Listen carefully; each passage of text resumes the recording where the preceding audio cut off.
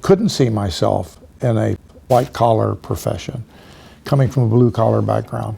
And therefore, I think I was scared to try to go to college, that I might fail. I had an interesting experience in Singapore. I've done a lot of work in Asia. And one of the young students there that I was training and counseling said, Dr. Gary, have you always wanted to do this? And I said, do what? She said, travel around the world training people. I said, well, the only time I ever saw an airplane was flying over from St. Louis. No, I had no idea something like this was even possible. But when I got into Rend Lake College, Betty Ann Ward and some of the other teachers raised my sights of what was possible. I didn't have a dream. People say, follow your dream. I had no dream of a career or a profession. The only profession I knew were preaching and teaching. That was the only two I ever heard, maybe banking, but I didn't know they had to go to college. And so my vision was very small. But when I got to college and I met these teachers and I heard their stories, and they gave me new vision. So I can see it in my whole career that a 2-year education, at least for a beginning, it was a fantastic beginning. But for some, it's all they need. That's really what they need to prepare them for life. A foundation is a way of investing, as I said, in multiplication for many generations, because organizations like Rend Lake College keep money invested. You invest in people, and you also invest in ways to get new funds, to get interest rates or whatever on the funds you have. So it's always looking for the future as well as the present.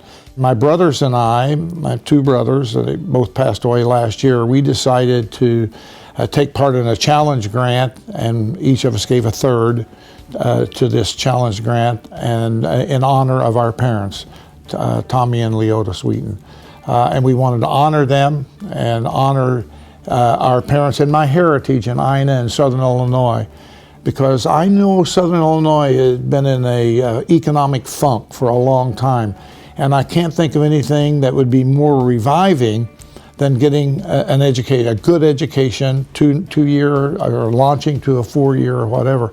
But that is so indicated of what's necessary to make it in life, and to turn around the whole region. And I think that's happening with Rend Lake. There's no better bang for the buck, in my opinion, than Rend Lake College. So I think there's no better place to invest our money than it would be in Rend Lake. And I urge all of my compatriots, both at Mount Vernon Township High School and Rend Lake, to support the school. If you don't think you've got enough to give, you could make a real difference. It wouldn't take very much, number one, to encourage a person. If they knew someone was for them, the grit to continue could be there. Number two, I'm sure there's many, many places that Rend Lake could use small sum, $100, $500.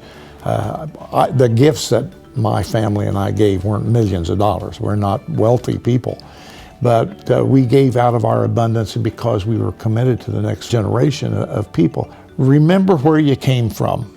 Because now I have a doctorate, I'm very well known all over the world, and I could forget where I came from.